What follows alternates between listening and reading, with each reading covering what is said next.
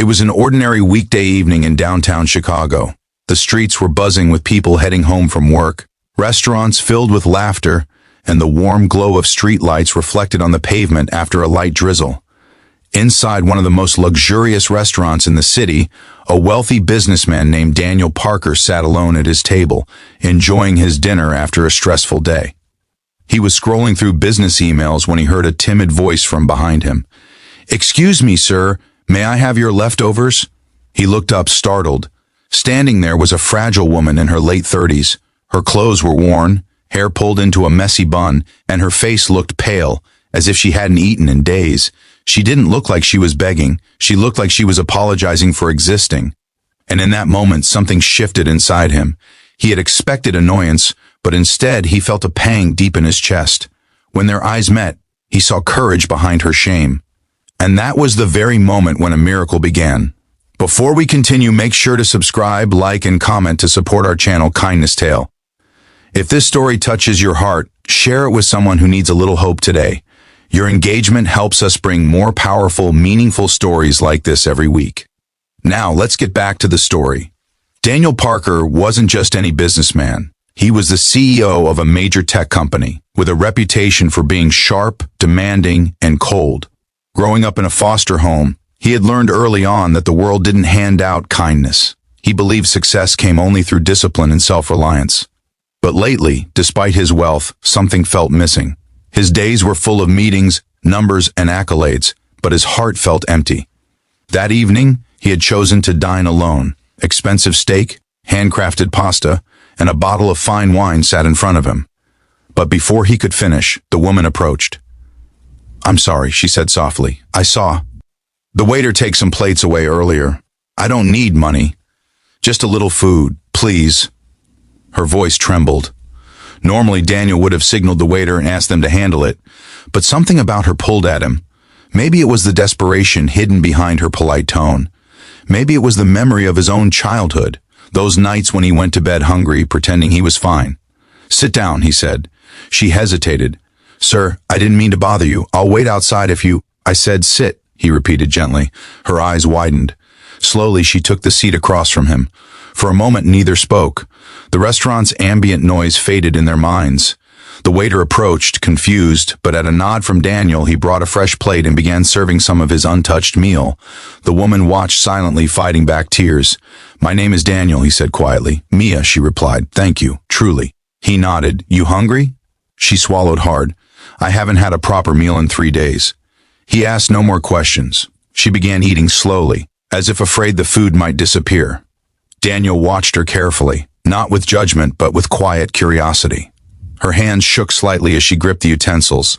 After a few bites, she paused. "I'm sorry, I know this must be strange for you. I didn't come here to make you uncomfortable. I used to be different. I had a job, an apartment, but things happened." It wasn't her words, but the hurt behind them that struck him. She didn't give excuses. She didn't beg. She spoke with quiet dignity. He remembered sitting in that foster home at 15, clothes too small, stomach growling. He remembered people walking past him on the street, not seeing him. And for the first time in years, his carefully constructed emotional walls began to crack. He gestured to the waiter. "Bring her anything she wants." "And dessert." Mia's eyes widened. "No, I can't. This is too much." "No," he said gently. "It's not." She took a deep breath and whispered, "Thank you." Daniel cleared his throat. "Can I ask what happened?" Mia looked down. "My husband died in a car accident last year. He was the only family I had. Grief hit me hard. I lost my job at the nursing home because I couldn't function. I fell behind on rent. I thought I'd get back on my feet, but it's harder than people think." She looked up and smiled weakly. "But I keep trying. Some days, that's all I can do." Daniel listened intently. "Why didn't you ask for help?" "I did," she said softly. "But most people looked at me like I was a problem to be removed." That sentence cut through him like a blade.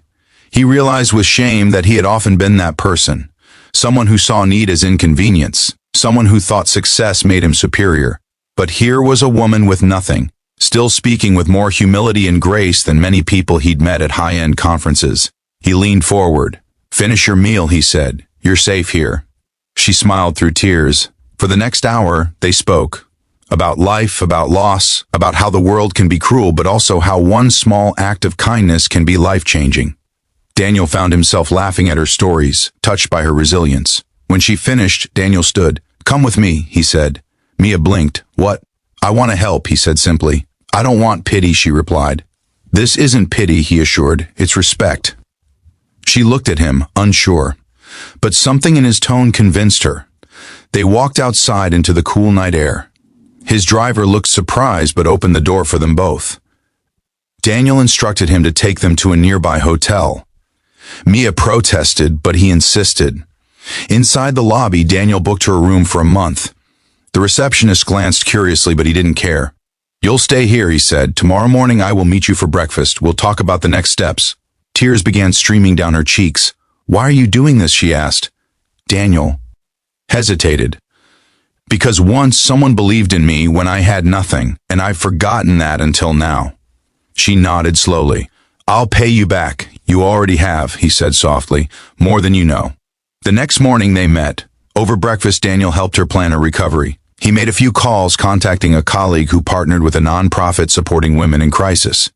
Within weeks, Mia had temporary housing, therapy support, and was being considered for a job in community care. Over time, she found stability. She began volunteering at shelters, offering compassion to others who knew her struggle. She would often say, "Kindness doesn't solve everything, but it gives people a reason to keep fighting." Daniel, too, changed. He introduced a new corporate program to support local homeless shelters and job placement for individuals struggling after traumatic loss. His company began offering mental health days and funding for charitable projects chosen by employees. 6 months later, at a charity gala, Mia stood on stage as a guest speaker. Dressed beautifully, holding the microphone with steady hands, she shared her journey. The room listened in silence. "At my lowest moment," she said, "I asked a stranger if I could have his leftovers. I wasn't asking for a meal, I was asking to be seen. That night he not only fed me, he reminded me that I still mattered. And because of that, I found the strength to start over." She looked at Daniel, seated in the front row. He nodded, his eyes filled with emotion. At the end of her speech, she said, "If you have more than you need, share. Not just food, not just money, but kindness. The smallest act can change someone's whole life. It changed mine." The audience rose in applause. After the event, Daniel walked up to her. "You didn't mention my name," he said, half teasing. Mia smiled. "I didn't have to. Kindness doesn't need credit." Then she added, "But people should know. Miracles happen when we choose to care." They hugged.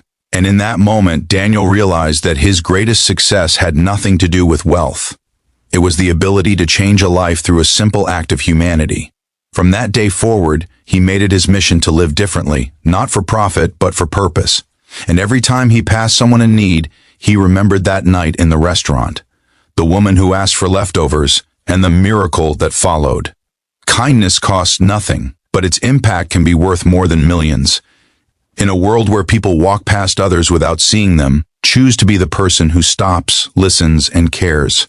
The smallest gesture, a meal, a smile, a moment of compassion, can give someone the strength to keep going. You never know what pain someone is carrying. You never know what miracle might unfold because you decided to help. So next time you see someone struggling, remember this story.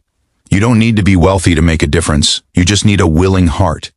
Because sometimes a life is changed not by grand actions, but by someone who simply chooses to say, "Sit down. You're safe here." If this story touched you, please subscribe, like, and comment to our channel, Kindness Tale. Share this video with someone who needs a reminder of the power of kindness.